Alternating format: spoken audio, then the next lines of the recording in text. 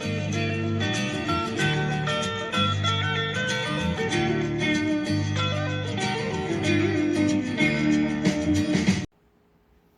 everybody, welcome back to the channel, Central Michigan Stacker. I know it's been about a week since I put out that video on that fake 2022 Eagle that I found out there at a local coin dealer, but I got a few things I want to share with you today. And no matter what your reason is for getting into the stacking, silver, gold, whatever it might be, you found it relevant and quite practical, actually, of using silver and gold, say, as a savings account. And there's a lot of different things as far as silver and gold goes, such as numismatics, which would be, things that have been slabbed by a coin grading company. PCGS and GC are a couple relevant ones to name. And like I said, numismatics. I've got quite a few slab coins here I'd like to show you in a little bit. But then you have novelty items, which might be along the lines of one of these here, these opal maple leafs from Canada.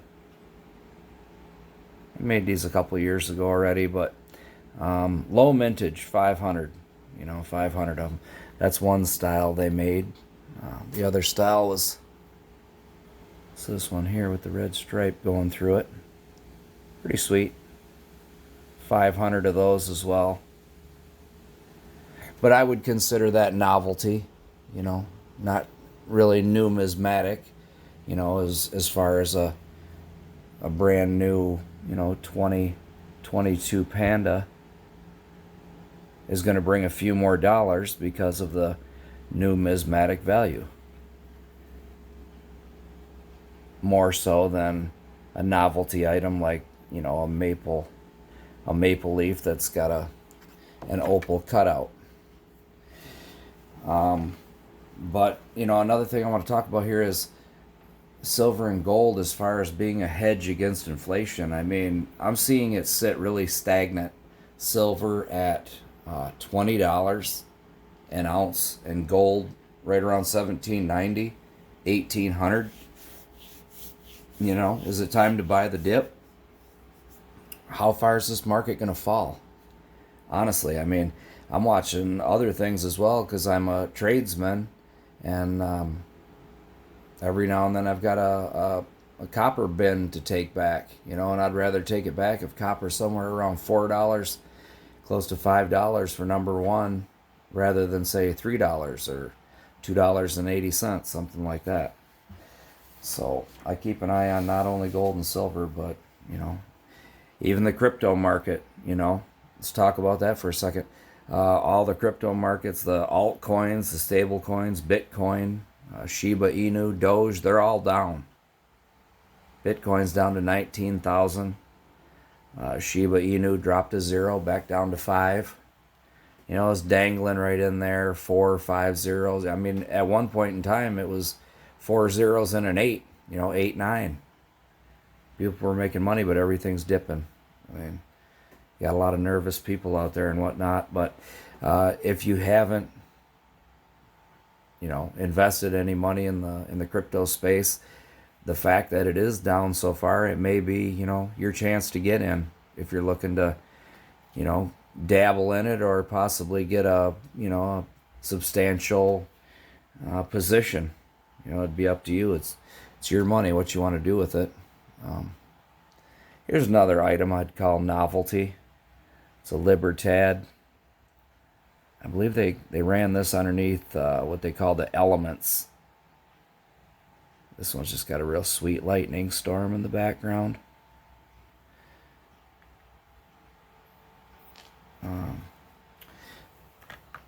Another numismatic that I picked up would be something like this right here. The 2020 proof 70 ultra cameo Libertad. Another beauty. Got this on an auction. I think it was Saka Plata. If you don't know anything about him, just look him up on YouTube, Saka Plata. He does auctions primarily every Friday night at about 8 o'clock. And he has a really decent giveaway at the end of it. Where people who, bid on things during his auction and whatnot, if you buy something, you get a numbered ball. It goes into a hat, and at the end of it, he picks them out, and you win accordingly from the top prize on down. It's a pretty giving community. There's a lot that goes on there. Most of my stack, as far as most of the weight goes, I've got that levied out with American Silver Eagles. They're extremely liquid. They're easy to store, and they're easy to resell. Honestly, they're one of the easiest coins to resell, whether they're in a tube or whether they're just singles like this right here. This is a proof, 2021 proof. Had to have it. Got the new eagle on the back. It's an alright design. Nothing to write home to mother about, I don't think, but borderline numismatic value with this 1986 proof. This is going back a few years.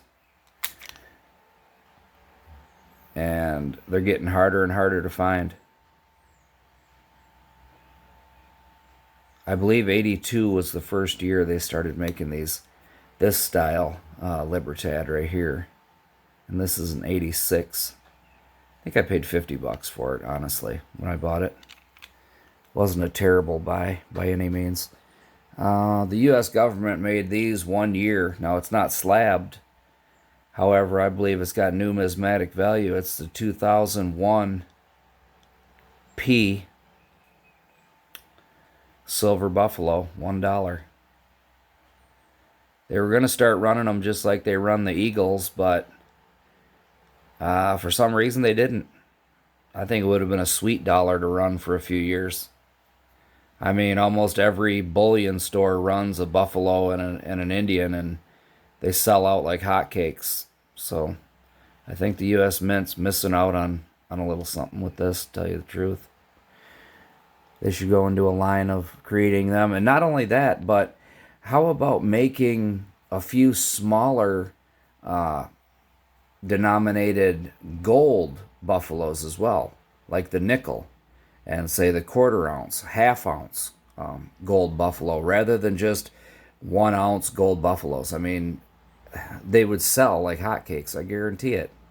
People love buying U.S. gold. It's just kind of hard sometimes to dish out $2,300, $2,400. Now, if they had half ounce of, and I know they make the half ounce Eagles and everything, but they only make the 1 ounce Buffalo. They've only done a couple of years where they've done different size, the quarter, the dime, the $half Buffalo. But, it's not really something that you stack for weight, I guess you'd say, but I do have a few of these.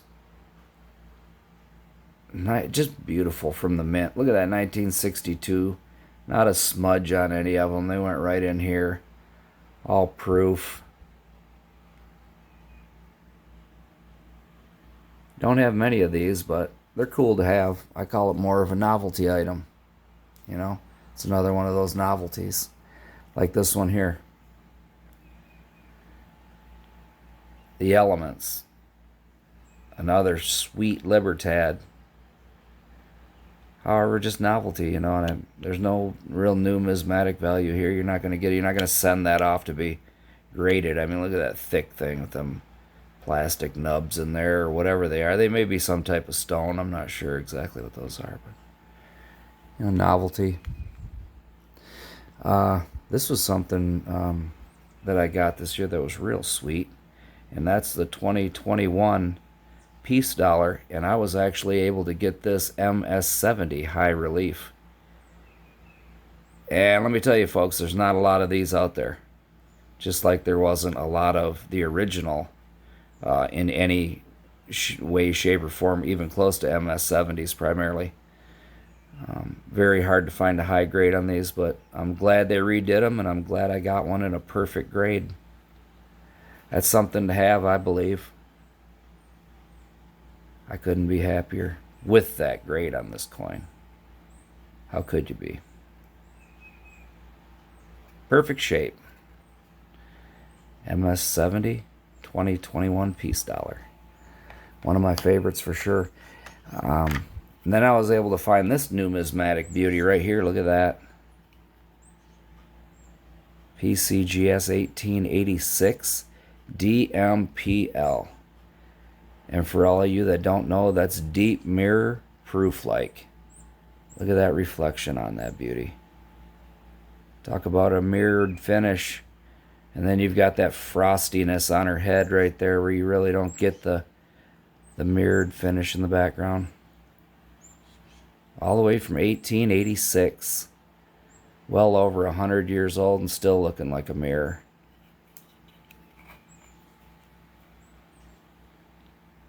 Back just as beautiful.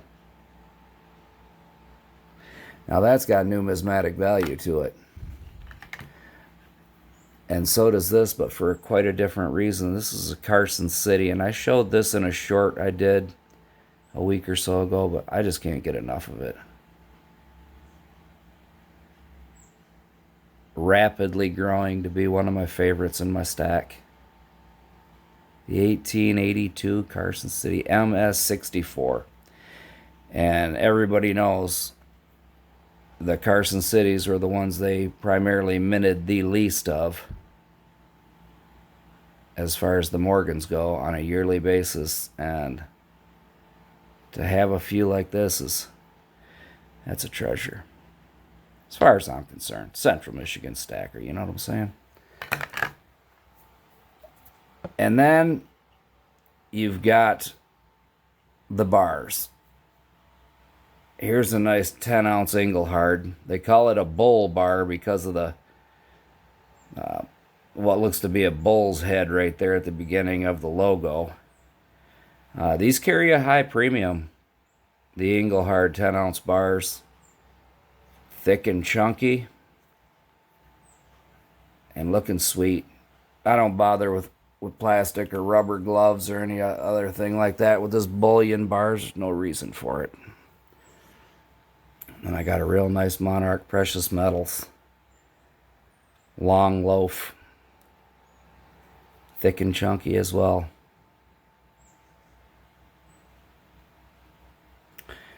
So I guess the question is, and I'm going to be looking for them in the comments, what do you like to stack? What's in your stack? Numismatic? Are you into the novelty stuff more? Or, you know, just the weight? Maybe you got a stack full of 100-ounce bars. I have no idea, but I'd like to know. Leave me a few comments. Like and subscribe. Until next time, Central Michigan Stacker. And I'm out.